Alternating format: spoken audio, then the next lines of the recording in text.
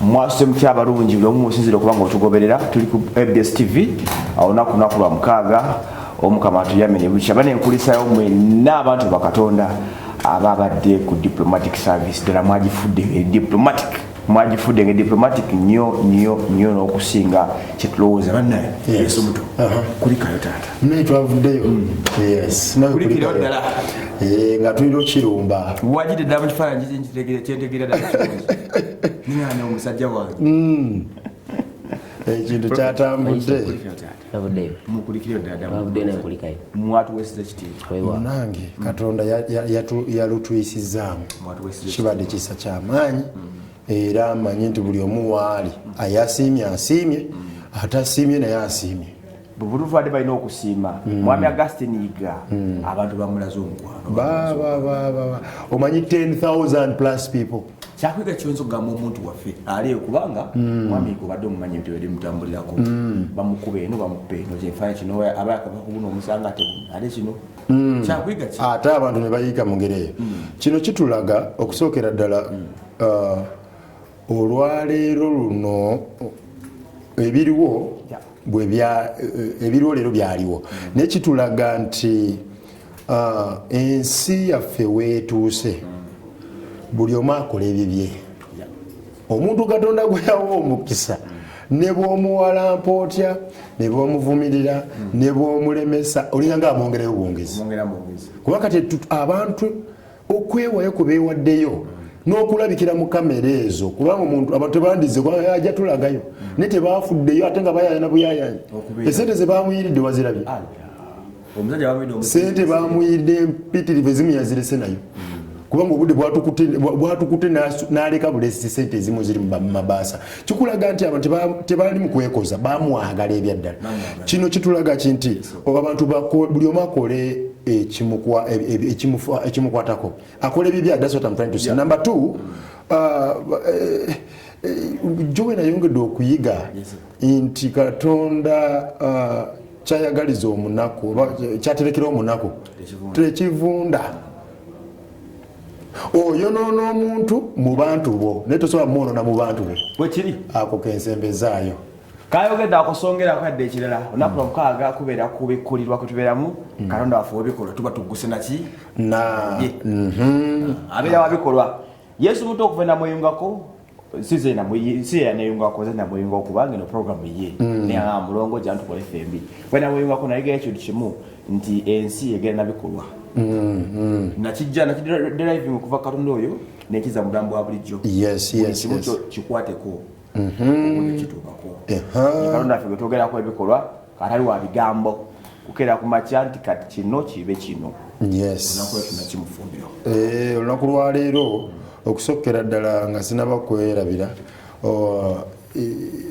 abali ebweru eyo puroguramu zino basobola nozisanga ku YouTube bazigoberere tosobola kunimba nti osobola kutegeera buli kyenjogedde ku mpewo kati kitaka kyeŋŋamba so olwaleero tugenda omwoyo wa mukama agenda kuzimbira kuwe twakoma nga bwogambye bayanjulidde gwe mutwe omukulu program bagiyita okubikkulirwa ate wansi awo netuteekako katonda w'ebikolwa kati omulala abuuza katonda w'ebikolwa yaliwa awe tugenda kuleetera ate subtopic wansi awo okusiraana okw'emirundi ebiri kuba kukutuma gwe mutwe gwa leero okusirana okw'emirundi ebiri kuba kukutuma nga sinaba nakituukako ekyo programu eno ekutusibwa kuba naffe aba Lord's Deliverance Church esangibwa ekitintale yewali mother church yaffe enkulu omusumba yesu muto yetaito gyetutambulirako wasangibwa naye nga Lord's Deliverance Church eno erina churches endala zikitambulirako ez'enjawulo okuli ey'emukono Mount Zion era nga tuwaniriza omukulu prophet weyanjulira abantu abalabe Fatu TV abalungi aba ABS njala nnyo okubalamusaako makya ga leero tugguse bulijjo ttiimu yesu muto n'okubikulirwanga bulijjo era ngenda bakubiriza okwekumira ku TV yaffe amanya kugabawuli Prophet Augustine Mukisa ndi awo wa mukono okuva emukono Mount Zion ate nga banaffe abali ku Ntebe Road balina TOA balina balabye jo Prophet Julius twabadde naye ku diplomatic service yoyo omunene abaddeyo era mutumidde nnyo manyi kati atuliko mother church yaffe eri wano ku Mchana Road ne Kitintale nze nkuba wabiri awo wanyini wabiri osizi n'okuba kikwasaganya awo tusinzire kubanga tukutuusaako birina okubakola ki ogoberera kakati wenyawola ko tubuulira okusana kw'emirundi ebiri kutegeeza ati actually mu luzungu tugenda kiyita twandikise bwoba kisira bwobanga ekikolimo tukiyita double cast abantu abali ebweru bwe tubasomesa byonna kyogere ku diplomatic nti nze Yesu muto ku ekigambo kino Mukama kyatadde mu kamwa kange ne mwoyo gwange kisinga nze okukwatako kubanga okutegeera kukira buli kimu okutegeera kumulisiza omuntu okumanya kiringa nga bakujjako amaaso ne bagamba tambula olaba kizikiza kyeri naye kasita olweebwa amaaso omanya w'okulinnya newa awatali wakulinnya ensi eno tutambulira ku guesswork bwe nninnya wano wanaakola bwe nkola kino kinaakola mu kubikkulirwa tugamba that must end.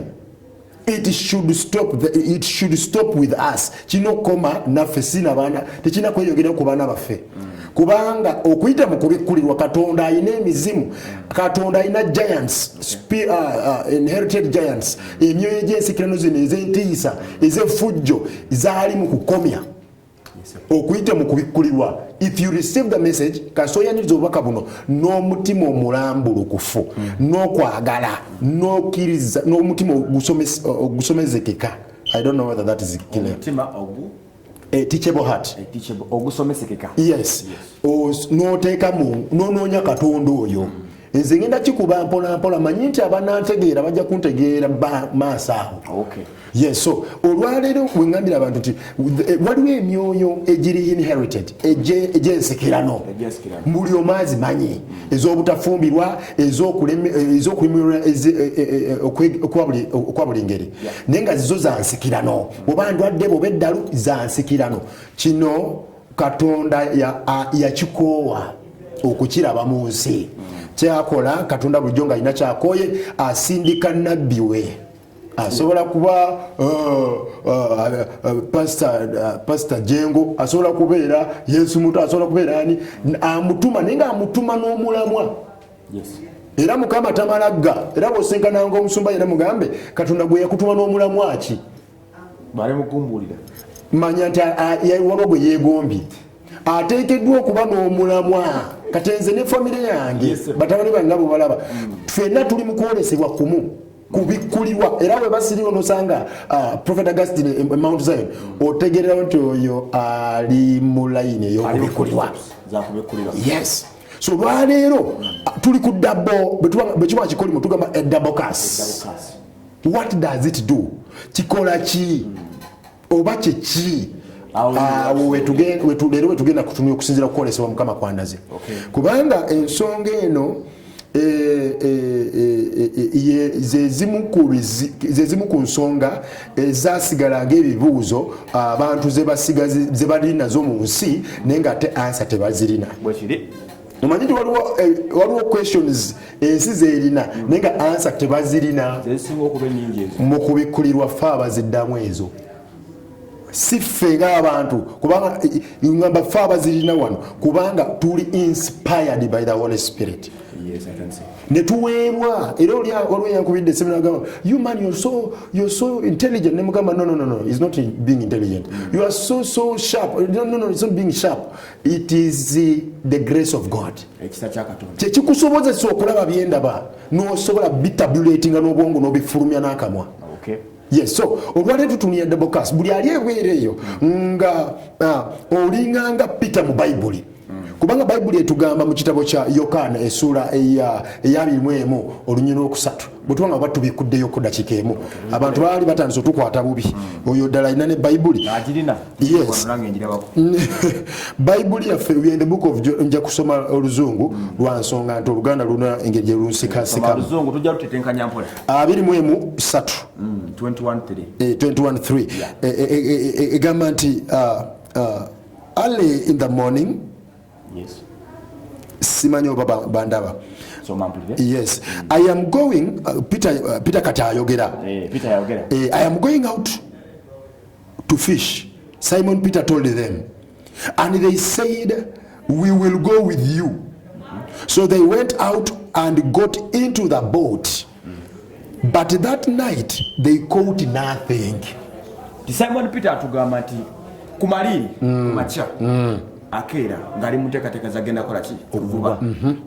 Bakanyira ne banne bagende bavube. Naye mu kuvuba okutebera kye bakola ki kye bakwasa. Kati ngenda kukanyuga ate eri emabega. Omusajja y'omu sigenda somayo ne buli omu akimanyi ti mu kuyitibwa kwe Peetero Simon yasangibwa nga Stella asiraana kubanga gwe gwali omulimo gwe. Omulimo gwe gwali gwa kuvuba fishing. Naye ne mu kuyitibwa kwe eryato lyali kkalu. Kristo kwe kumulengera nga yena za awutose awutokeredde yena atunula bubi n'amubuuza ogubadde nti tetwakwasiza tububye kiro kiramba emyaka 4 ziriga ng'ena 3 mabega gavuba bikalu byerere asisinkana Yesu n'alowooza nti ennaku yeewedde ensi ne badde tekimanyi kati ngenda babikkulira leero. Emyaka 4 egy'okuweereza ne Yesu bamuyise ne baddayo ne bakwata olwo nno nga Kristo yakamuyita bakwasa ako kakutte bulungi. Myaka 4 baite bakwasa. Yes. Naye Yesu Kristo emyaka bwe yali yakayitibwa yasangibwa asiraana nga asiraanye nga talina makulu. Mu kuyitibwa Kristo n'amugamba tuddeyo sula emigonjo omulundi ogwo gwennyini n'akwasa. Yes. N'atambula ne Yesu emyaka emirala egyo enaku 3 nga tazze mukwasa. Naye nga abawo tebaatugamba naye kati kye tukakasa nti teyaza oba naye kitulaga nti yakwasa kubanga yali ne Yesu. Naye omulundi kuno Yesu Kristo azuukidde naye tali mu lyato nabo. Yali afudde ng'ali nga abalekeredde nabo bakole ekyabwe. Omusajja y'omu n'atulaga Bayibuli etulaga nti omusajja y'omu ekisiraani kye kiri kyali kikyaliwo newankubadde abadde n'ensi emyaka 3. Ekisiraani ky'obutakukola ng'agenza okuvuba okutafuna ennyanja siyasooka ne kibanga ekivaawo ng'alabye nga Yesu atambula naye emyaka 3 naye oluvannyuma ng'omusajja bamusse n'azuukira bamuliddemu olukwe bamwegaanye n'abalekerera kiraga ekisiraani kiyasagala kyakola ki ekisiraani ne kibanga kikulaga nti kyali kyewogomya awantu naye nga kikyamuliko nga kimulindidde mu koona. It's a double cast kugamba ekikolimo eky'emirundi ebiri ekiba kyakwata ekyo. So wano abatulaba mwenna tetwagala nnyo kisekera mu Bible. You are watching me right now wherever you are. Oli kundaba n'ebino biri mu bulamu bwo obulamu bwa bulijjo buli realistic. Ondaba n'egwe ngamba gwe Simon Peter. Olina embeera gy'olimu naye ekusobedde yembeera gy'obadde otambuliramu emyaka gino gyonna. It's a double cast kwegamba gwe ekikolimo kyo kyasuka ku kyabanno naye ate Peter kalekaleko ate gwe totambuddeko ne Yesu toyiseeko naye abamu kale obaddeko mu kanisa naye embeera ne banga etereramu naye buli wobanga osuulirira ekkanisa oba bambi olwaddemu awo oba ofunyemu kale excuse yonna ate ebintu ne biserebera nebyongera okugwira ddala ne bikulaga nti tebyawona byali bigeze kunywa amazzi emizimu gigenze kunywako ku mazzi oba kasoda ne gikomewo embeera ya Peter. I am not here to criticize, to judge. Siri wano kulamula oba okubaako omuntu genvumirira. Mpuliriza bulungi. Omuntu ali mu mbeera nali special. Awo ngenda tandikira. Omuntu ali mu mbeera eya double cast oba ebikolimo eky'emirundi emeka wanjawulo nnyo kituufu wamma. Omuntu ali mu mbeera eyo ey'ekikolimo wanjawulo nnyo wakati omulama tugutegedde ffembi obeera nange sinagufuna kati. Omuntu ali mu bulamu okubanga osobeddwa awakane mu kibira tomanyi kiddako ogenda ebigere 5 mu maaso nodde ebigere 2 emabega edabo cast kwegamba nobanga ne mu Katonda okyasiraana. Kristo yaliwo naye omusajja akyasiraana kwegamba Kristo akomawo ogwokubiri tetunabana kumalayo wano oba katumaleyo lumu tumukanyugireyo n'agamba nti Bible tugamba nti Yesu early in the morning Jesus stood on the shore but the disciples did not realize that it was Jesus. 5 says he called out to them, friends, haven't you any fish? No, they answered. He said, throw your net on the right side of the boat and you will find some. When they did, they were unable to haul the net in because of the large number of fish. Kakati awo kansokensi Bible yankanjikomya awo lero. Oyina kyotegeera awo. Nti omusajja Yesu Kristo abalabikira oluvannyuma lw'okuzuukira yali kati ali too much ng'asobola n'okulabikira ku mulongo nga fensi yo gye balaba tebalaba ate oli so baalemwa n'okumutegera oba yeye n'ababuuza abalenzi mukwasizaayo nga bwe bamuddamu Peter nga bwe yamuddamu bwe yamuddamu ne wano kitegeeza embeera yali yayononekera still embeera yayononeka buwononesa ate still nemmanya kati wano mbadde nsindikira ensi obubaka oba ekyama nti this is called a double curse. This is called a special situation oba embeera yeri special lwa nsonga emu embeera eno olaba ne mu kanisa esigalawo oyo sitaani aba mulungi aba mutume aba atumiddwa Katonda bade temunkwata bubi bwawo nange ndani bade awo tutandikidde nti okutabula ensi oŋambye tulabe embeera bwetu bweriyo sitaani aba mulungi era sitaani omulungi aba atumiddwa Katonda manyi nti waliwo emyoyo emibi egiva wa Katonda nga Mukama yakugikusindikira tigende wa Johnson okole bwati kugenda kukima kyewange kakati nonno ogira obuuzo jabirabira ekyo otegera pointi yange so emyoyo gino egiri stubborn egireeta embeera enkakalinga eyo kambaweko example bbiri Farao yalina embeera waliwo omwoyo gwa mwambalo ogwava wa Katonda gwamukakanyaza emmeeme omwoyo ogwo gwava wa Katonda era Mukama yakisuubiza wano biseera twali tubikirako abantu baffe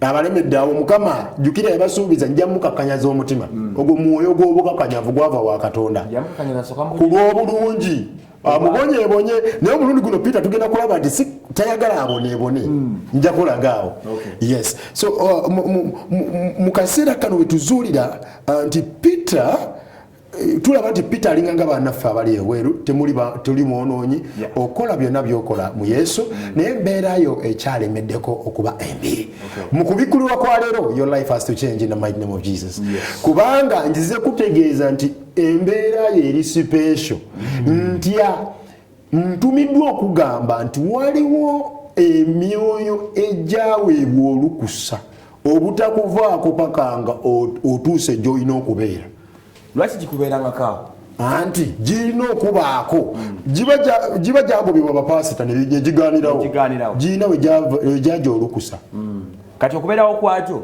kulina kyekutongerako genda mu maaso anti kyeŋŋamba eziri important zirina okubaawo lwaki okubeera important omuntu ali ebweru omulongo this is what people should know today nti abantu ffenna tetwenkanankana waliwo abantu abalina level gye balimu sigenda gyogera naye newabeerawo abantu abali special abantu abali special balina okusisinkana emitawaana egiri ku higher level bw'oba kusiraana double pass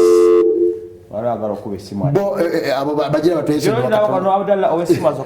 yes balina kwegamba omuntu ono aba ne double ekikolimu ekyemirundi ebiri ekyo ekyenjawulo ekyo alina kwegamba aba ne special status mwali nti okubonaabona ennyo okwo kuyina kyekugamba kukufuula ow'enjawulo kuyina kyekugamba era bulijjo nga bakyogera kikukufuula ow'enjawulo naye nga tebamanyi kukufuula kutya ow'enjawulo awo nange okyanso ye ansa gye tuleese nti double curse eno okubeera mu kanisa naye ngaekintu kikulemeddeko bapasita bakutteko bakulaguddeko buli kimu bakikoze naye nga kigaaniddewo tekitegeeza nti vakuba bannabbi bo basigalemu wabula tegeera nti ensonga yo eri special okuva ku basumba bosi ye ansa wabula kubasemberera ate ye ansa kubanga ekizibu kyo kirina kyekikutuma omwana mulenzi ono waga ekizibu kyo muvuze kisoka kikutuma okubanga osembera ennyo eri Katonda era ku mulamwa kikusembera eri Katonda alina okuluŋŋamya akuteeke mu kifo kyo kubanga tonaba kutuuka mu kifo omanyi nti ebizibu ebibi bye bitutuusa mu ssanyu lyaffe bwekiri awo kati wembadde njagala kutuusa abantu nti abaana b'abantu bali ebweru eyo naye mulinga Peter ekizibu kino ekyekisiraani ndooza naye yakyebuuza Kristo Babatimayo abazibudde abafu abazuukisizza bira mbirabye ate bamusisinkanye businkanye lunaku lumu nze mbadde naye ebbanga gwanvu naye lwaki ekyange kino kyagaana bwe yamulabikira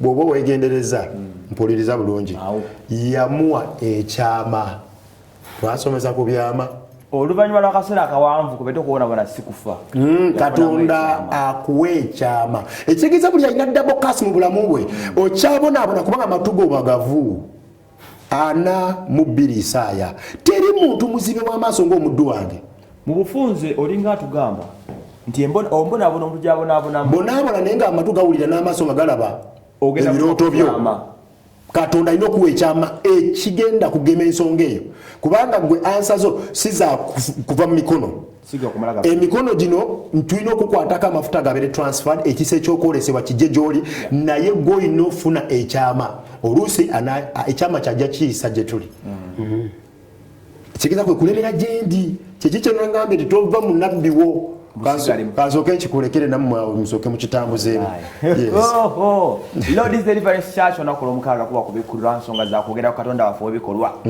babadde bamulungula ye nange kitwedde akaseera omutegeera my friend wonyonyodde ensonga naye nga ziri so sophisticated omuzungu bw'agamba zibu zakutaputa zakumala kulowooza kiseera kiwanvu ye programu yeeno batubuulidde embeera ekwatagana ku dabokasi kyentegeddemu obulungi nti okubonaabona ennyo si kufa ate gy'okoma okubonaabona oluusi Katonda aba n'ekyama kyakoze ki kyakuteekerateekera prophet okuva ku Mount Zion Augustine Mukisa awo nyine njega otandikire ebigambo byo obiwulira you can counterpart from there tutandikire awo abantu babuulire okusinziira Yesu mulo kyajjonyodde omulayi waffe wa ABS ebigambo biwuliddwa naise ddala obukulu kyenjagala oteekeko ennyessira muzeeyi wange agambye nti nawe nyini okizeemu ogambye nti okubonabona si kufa okubonabona nnyo kikuyingiza mu mukisa gwo bangi babonaabona nga muzeeyi wange bwagambye dabokasi naye esobola okubeerawo obulamu bwo bwonna naye evaawo etya oba otuuka otya gwayagala okutuuka waliwo kyotulina kwerabira muzeeyi wange asomye ekyawandiikibwa ekyo mu Yokaana 20:3 omusajja ono yabonaabona naye mu kubonaabona kwe Katonda yali alina kyayagala omufuula mu ngeri emu oba endala naye manyi yeevuma Katonda lwaki leero ng'omuntu bw'ayinza okubeera nga yeevuma Katonda naye teweerabira ti muzeeyi wange agambye ti embeera ezimu oba emyoyo egimu emibi weegiri olw'ensonga naye ate kitwalira gwe okufaayo neweekennenya ensonga n'ogiddingana kyebala muzeeyi wange abye tova mu kanisa sigala ng'onoonya ekyama ekyo obonaabona naye waliwo ensonga kyokola ki gamba nti omuntu singa ava mu kanisa awo ate aba agenze kufa be babafiira mu mbeera so nga tebandifiiridde mu mbeera abakyawa nabbi kubanga amaze emyaka 3 nga tazaala yalabye oli ng'azadde ye tazadde n'agamba lwaki bali bazaala nze sizaala kambe ku nabbi ono kyabika talina kyamagero kyange ekyamagero kyakirina naye kikyo kirina okuva mu ngeri kirina okujja mu ngeri endala okusembayo olina okutuuyana yes n'okubanga omusemberera nnyo ekisa ekyokwolesebwa kyalina naawe okifune Katonda akwolesa ekyama kyo ekikyo si kyakugenda na mukono kyakugenda na kirooto naye bakotata nekyentegeera wabadde ayisawo baka kitange Yesu muto neneyogera okumanya nti waliwo abantu abamu ng'oli mu kusaba Yesu akuwe naye ate nga lifestyle oba obuwangazi bwo tebuli mu Yesu akuwe wabula gwalina okugabira abantu omusajja ono Simon Peter embeera yamunyigiriza naye mu kumunyigiriza teyalina kuba kulindanga Yesu amwenge buli wamunalaba mukama wange ebyennyanja nedda yalina okubanga Yesu yamuyisa omuleka mu mbeera anyigirizibwe atuke kussa ti bwatuuka mu nyanja ebinja bimanya ani azze Simon Peter eso lwaki Yesu Kristo yamuleka atawaane n'embeera gye lyayitamu mu kyonna kye lyayitamu embeera Yesu yali yamusindikamu yali tayagala abeere nga buliwamulaba mukama wange nyanja mukama wange kyenyanja nedda so bulaba ati oluvannyuma lw'ebbanga Dabukasi ng'eri mu bulamu bwe kasita ye Kristo yamuviirayo n'amusembera bulungi Simon Peter tumulaba nga kati tiyaddamu kwogerwako wonna mu Bayibuli nti yaddamu kuvunama mu maaso ga Kristo n'amugamba ebyennyanja mukama wange kitegeeza ki ku kibonabonaako eky'emirundi ebyo ewa Dabukasi eno gyasindikiza Simon Peter okuba nti kati n'ebyennyanja bimuwulira akadula kondoza kakulu nnyo abeera waliwo abantu abaawe abalina okuba nga bebagabira abalala nowabeerawo abalina okufuna bufunyi kati gwe alina okuba nga gwogabira abalala ebiseera ebisinga ekisiraani kikuyitirirako paka ng'ozudde ekikufuula agabira abalala ako nga kolekedde akakantu kakulu nnyo kati waliwo atulaba tamanyi nti alina okugabira abalala kikirwaki ebibyo bigaana nnyo bikwata nnyo siranyoba anti Asha ku TV kwoli oba akitegedde naye buno obubaka bubu ebiseera ebisinga byanyo nga babase ku makya eno meseji nkulu nnyo butuufu nkirowoozezaawo kati bakuyita ku bikkulirwa program kirowoozezaawo kati kubanga embeera omukyalo oli gyayitamu mukyala ali suppose okuba kyali kyesajja kukutuukiriza kituufu naye yagaana okikola okukiba naye abakaweteko ku bantu weebale ate ebiseera ebisinga kankusala ekirimi abantu bano babeera newobanga omuntu amulabye bw'ati baliyanga bamulagulako nyamupa ku ssente naye nga yabagaba banendi bubi oba ndaba amaka ge gakuŋŋaanira mu buli kika kya muntu so nga n'ekyokulya talina oluusi n'ekyokulya kimugula kitegeeza ayina naye tenaba kwezuula kyekituufu kiri nti ayina kyalina okuba ayina kyalina okubeera yagaana okukola ki tuli wano okugamba nti ku 07 5 07 38 68 ye namba kufunira Yesu muto ku Lord's Deliverance Church Kitintale. Ensonga zino zitwogeddeko banange nkulu ddala tuziseeko ebirowoozo jangu mukubira akasimu eye mti nabugamba yajja jesomeranga zisomake munoonyeeko mutotolagane ensonga zino. Program eno agambye ebeera ku YouTube. Ebeera ku YouTube channel ya ABS TV Kawala, that's one. Ebeera ku YouTube channel ya Prophet Johnson Ogola. Yes muto. Kujifuna ya Yesu muto Jerry. Ebeera ku YouTube Ugandan Lifestyle. Kutusinzira mugimanyi entemu kutusinzira ntibanga tukwasaganya ebintu bino program tubayo nakanyomero ka Yesu muto nga taputa ensonga abaliyo mugenda kulya kusonga za fresh data fresh data amazike mbuchu ogera tuulira omusajja obulamu gye ogenda kola namukomya batusange ku lifestyle eje tujobera sibya wano nenga bwe kutobe guli esaawa zino Yesu muto abantu bayonyodde ensonga bulungi nnyo n'ogitanya n'otugamba nti munsi buno oli wantu ebiti bibiri bentegeddeko ngezaako muno mungulira abantu kyentegedde nganze balwa abategeera gwe abalwa abantegeera nti eri abantu abalina okufuna n'abalina okuwa webale obuzibu bwetuna tunakwezuula ana alina okufuna ana alina okugaba naye n'otugamba nti ate abalina okugaba tebamanyi tebalina okugaba bagenda ebisanga mu kanyomero nga abonaabona nnyo abamwavu nnyo naye ng'ensi mukuŋŋaanirako buli kiseera wabula tamanyi kikyakkola ekyokukola ekyo olina kijja wa Yesu muto kuba yabalina ekyama ntegedde ensonga bafunengayo akadde bafune ne training omuntu afune asabe busabi wakiri ajje mu training kubanga tubiwe mbasomesa mbamba tendeka these are principles akasera no kagenda tuuka nga abantu nga ngokuntu okugamba okufuna this kind of information nga kiri so difficult bakiri kati omukyala kati ngoyo bwogambye aneetaaga n'abalaba neetaaga kubanga olaba tukomyawo leero oyagala kuŋŋamba mmanyi byenkanawo biyitirivu nnyo. That's a very, very important issue. Jogeddeko abantu tebamanyi position ogenda kola ki babirekawo buli omenso ensi yakusobola kulowoleza kutuula n'ofaayo n'omanya kiki olina okugwamu butuufu ensonga eyo twakola program dakika 3 dakika 5 embyo zenjitegedde omulamu gwetubaddeko webale ate ngaobeera zenjikola ki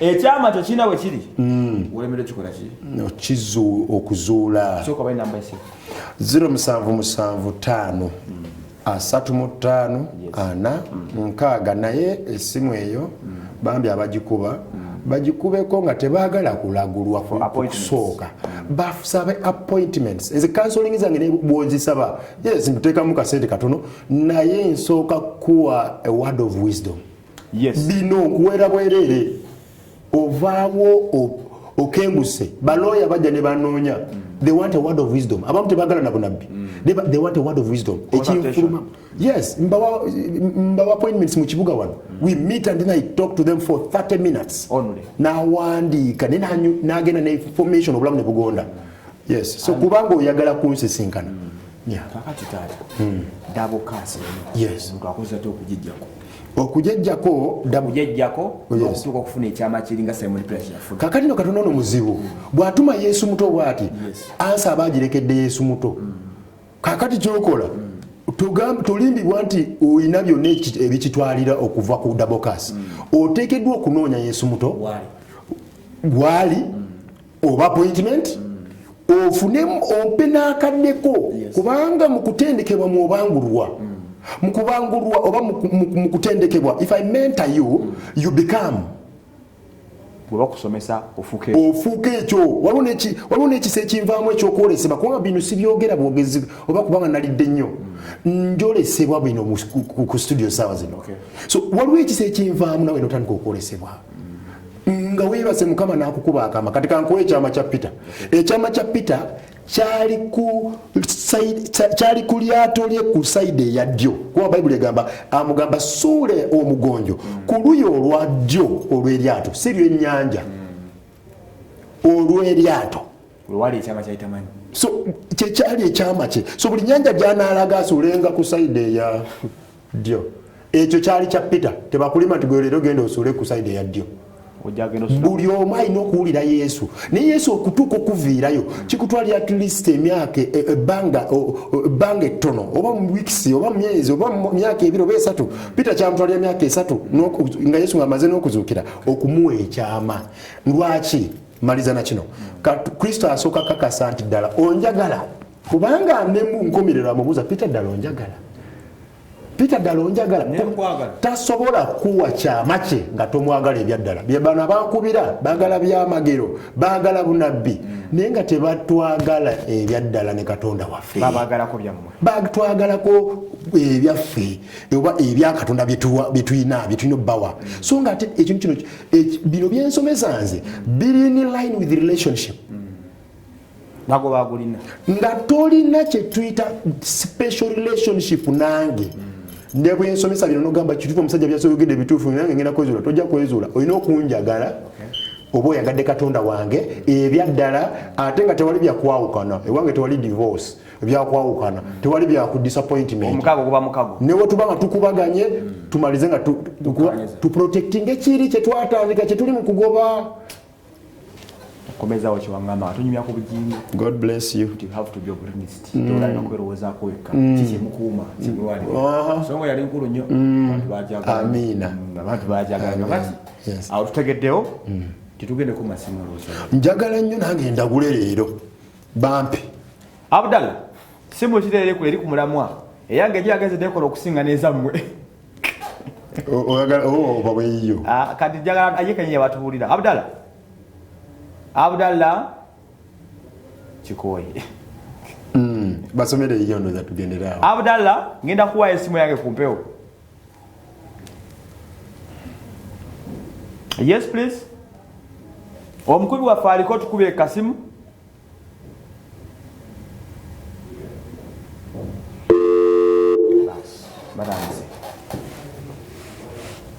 tukyali ku program okubikulira lunaku lwomukaaga esawa ebeera emu exact okutoka ku saa 2 amanya mbeera wasa Emmanuel nga nimbeera ne bannaffe aba Lord's Deliverance Church okuva ekitintale Yesu muto yakulembera church eno ate nga tulina church ezingi zitwetoolodde ku luguudo kwoli tewetaaga nnyo okutindiga lugendo kugenda ku Lord's Deliverance lwaki olw'ensonga nti buli luguudo tulinako obuweereza obuliko abasula ku Jinja Road tulinako nasadize mukono Mount Zion Prophet Mukisa so kojja tuba kutuulira program ng'ensimbu ezijja tugulye program okusaba kubeera osamika tubeera nayo n'okusaba ku buli lwakuna kuva ku makya paka saa 7 n'ekitundu.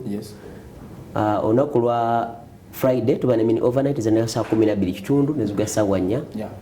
Then ku Sunday tuba ne delivery service ebeeramu obunabbi okusabirwa mu maanyi. Era gwawe ayina ekirwadde kyonna byalemerawo sente toyina nkuyita jangu obeeyo sinza awonya omwoyo wa Mukama akola ogugwe. Kati ate bannafe ab'entebe abawe n'essimu ye bayinza omuyamba. Airtel line eri 0758 23 59 16.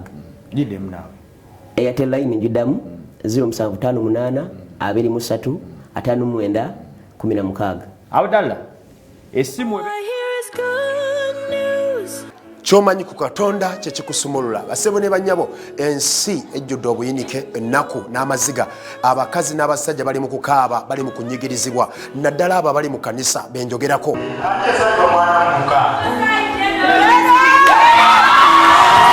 Otambudde mu makanisa gonna naye nga tewali ansa.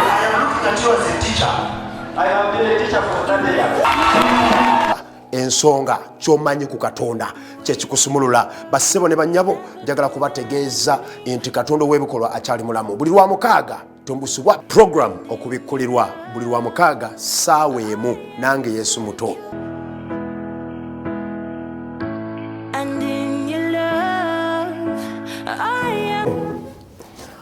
ali ku simu tukyagenda maaso n'okuba nga tuliziganya program yaffe waso kwendika kati mbadde nsaabaga wena atulaba ngenda kusoma enamba y'essimu eyange wano wetutudde eno yennyini gyoba okubako 0755 10 56 55 0755 10 56 55 enamba y'essimu yange koba onkubira essaawa zino omu oba babiri mu dakiika zituukeza zine 10 tusobole okubanga ofuna obunabbi oba okulagula okuva ewa Yesu muto. Oyinza okwagenda mu kisa olunaku lwaleero ogenda kwanga okikwasaganya g'okiisaamu 0755 10 56 55 eyange yeriko kati ziri zifunyeemuko problem abadde bakuziri kubako eno gyensoma kati gyetuliko Yesu muto. Tukyagenda maaso n'okubanga tunyonyegana n'ensonga zino ng'abantu bebateekateeka okubanga batukubira amasimu obudde bwe tusigaza oladde waliwo yakubyedde yasoose. Hello. Wanji madam. Kale nyabo.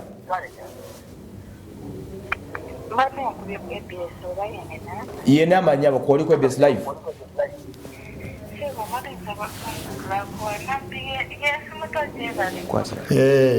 Jebaleko.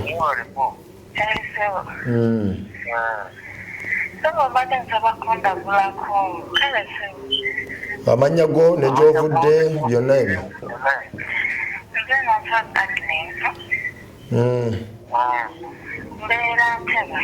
Kakati natabi Agnes. Katonda andaga ensonga zo wano. Ensonga yesookera ddala Mukama andaga omwoyo ogukugoberera. Omwoyo guno gwa kusuulibwa kugamba ebintu obifuna naye bikuvaako mu kaseera mw'obadde onaatera okubanga bikusanyusa. Owulya kye ŋŋamba? Owulya bulungi? Kwegamba bwe ziba ssente tuli fena bwe ziba ssente ozifuna ne zikuvaako buvi bwatyo. Bwe ziba ensonga za relationship kubanga newenjogerera kati ebyo ensonga z'amaka tozitegeera. Kituufu? Kugamba okufuna kyangu naye ate okuwangaaza ensonga eno yenkulu saa zino Mukama gyandaga. Era bingi birala Mukama byandaga naye okuba nti obudde butukutte njagala kusabira mu linnya lya Yesu Kristo Omunazaalesi embeera eyo ekomeekerezeddwa. Owulire kye ŋŋamba?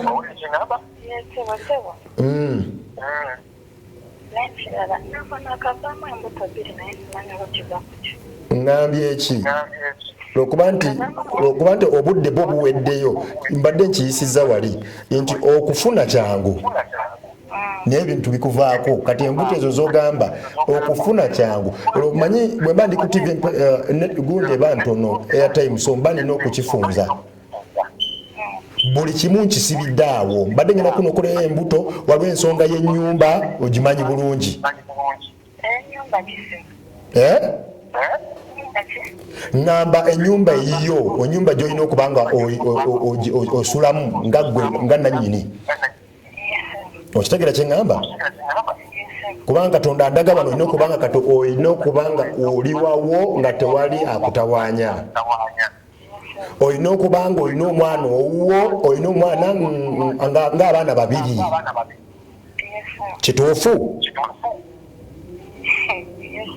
kolwaki osese nyimbye njagadde kulaga nti n'abaana ababiri mbamanyi n'ensonga z'ennyumba okuba mbadde njala bisamingira wamu wali katonda wange gwensinza okuyita ku maanyi ag'omusalaba osumuluddwa leero neefubanye okulaba nti onoonya. God bless you. byebyo byetwogereramu tukyali ku program okubikulirwa ne prophecy okimuwadde andi kati baba baagala nokole kimu ku kimu wali omulala agikuba kwali direct tujja kugenderawo yiyo. Hello.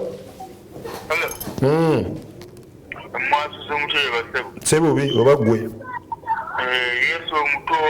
si Yesu omuto Yesu muto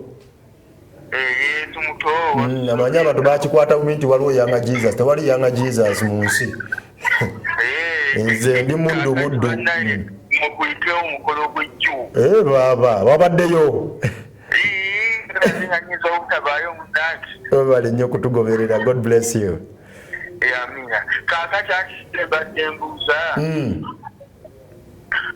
nina ebintu byenjagala okumanya naye lwakuba sinabatuuka ku musumba jengo sinabatuuka ku musumba yiga naye nze ndi wano kumpi mu kibuga muno naye sinabafuna mukisa ogwo naye kati engeri gyenfunye nesimu ate yeyiseemu naye endala ziremuyitamu ati abakuba babeera bangi kakati omusumba yiga n'omusumba jengo mbadde siri nnyo mu ministry eno munda nze ndi mu ministry yange so bajja ya Yesu muto so ojja kubanga tezeegasse zanjawulo so ojja kunoonya ojja kuba kakati waliwo era kyembadde njagala okubuuza nga gwera Yesu muto gwoliera ebitubuuzibwa eno ebbali naye nga tulina obyanukula tumanye obutaba tubyanukula ate nga mmwe temutubutambululira bulungi mbuuza kuba bagera ne batubuuza negye bamanyi kino kati kulina akakwate neyiga ne batubuuza nti bannange Yesu muto yava ku kyokweyita Yesu muto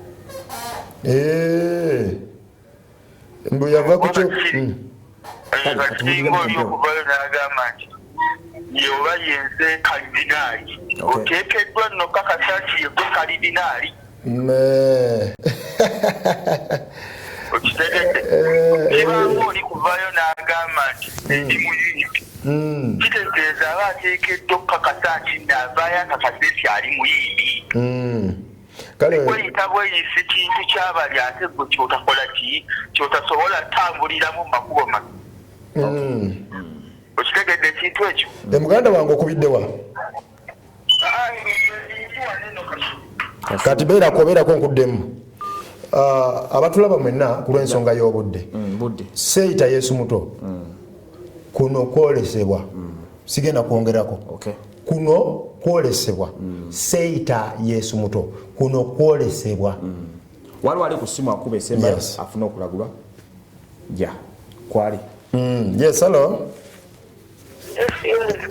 Yesu yebazibwe ndoza buseeko kuno kwolesebwa abatulaba era njagala bategeeza mwenna sirina muntu gwe nina kakasa nti ndi Yesu muto kubanga tewali n'omwe yantuma kumu tulina asembayo amasimu gakututabusi bannaye abantu bagala mbakakasa nti nze Yesu muto. Hello.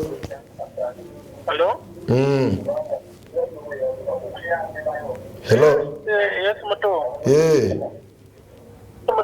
Yes. Nkuwulira. Oyina Yesu muto direct kumpewo. Tewewulira. Ibanda njagala ndaguleko. Kakati sawa zino wenjogerera kulwoku nga sisiza na budde kubanga ebintu byo bina babindaga wano.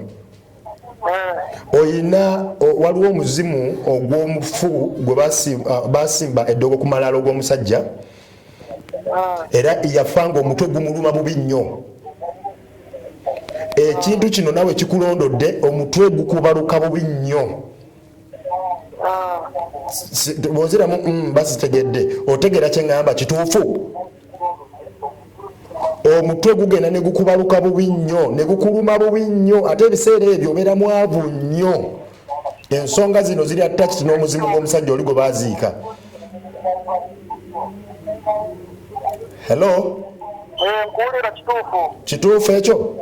Kituufu sebo. Kaakati njagala onnoonye nnyongere okusomesa nnyongere okulaga ebintu ebimu by'obadde tomanyi.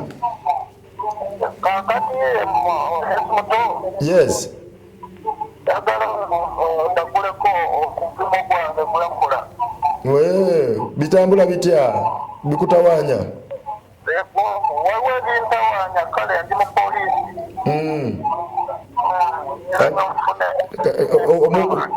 Ku lw'abalala nja kusaba onkubire ate nekyokulala nga bw'oŋŋambye wookolera njagala nnyo ensonga eyo eya ofiisi eyo nga bw'ogiyogedde njagala ngikwasaganye nga tuli babiri fekka. Kyekisinga. God bless you. Nkiddamu kino mwena abandaba. Amasimu ngagaddewo. Sirina kakasa muntu yenna kyendi. Siri mutuukirivu. Ate siri musajja mutuukirivu, siri mupaatiri, sirina kuba w'amaanyi nnyo, sirina kutambulira mu nnyonyi, ate sirina kumatiza bantu. Ndi byange. Abangoberera mungoberere, abanjagala munjagale, abawulira nga batebaagala basumba bangi. God bless you. Tokuba kugezesa, tonoonyereza kugezesa, tonoonyereza nko kubyerya, nyinza okulema okulya my friend. Ojja kunoonya ebigendo. Bo bagenda kuzitaito bishop adinali biki. Ate eyali Yesu muto si taito. Yes. Gano twabwe magezi, bobo onoonya okuyambibwa, tonoonyereza nko kubyerya. Otherwise niko kijja kulema okulaki. Ejja kulema okulya. Program okubikulira ko tubadde tusinzirira amanyanze wasomane koze ne Yesu muto. Prophet Augustine. Okay. Ministries za Yesu muto, Lord's Deliverance Church okusinzira ekitintale, Mount Zion okuva emukono, TOA kulwe Ntebe Road, agenda masuba side zaawo, saako na Mother Church yaffe abasangibwa e Buloba. Noonya Yesu muto ku 0757 38 38 68 oba 0775 35 46. Sinzira woli wonna obulamu ozitukiramu obulamu bwakolerera kyenzudde tuula weekwate mannya ekikubulamu teri agenda kutusa bulamu ngo asigwe obukyosizza ate obugayaavu buveeko n'abantu baveeko otyo okubona abone nnyo sikufa ekikolima ekikuluma kirina ensonga lwaki bwe kiri faayo niwe obonabona paka kikutuma. God bless you. Mubere bunyuma bye bye. Bantu bakuba amasi Abdallah Musoke.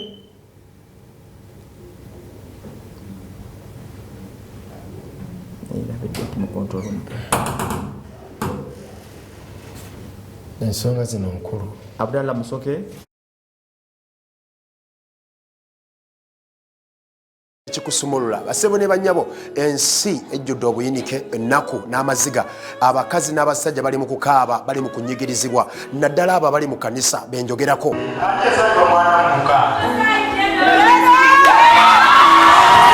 otambudde mu makanisa gonna nenga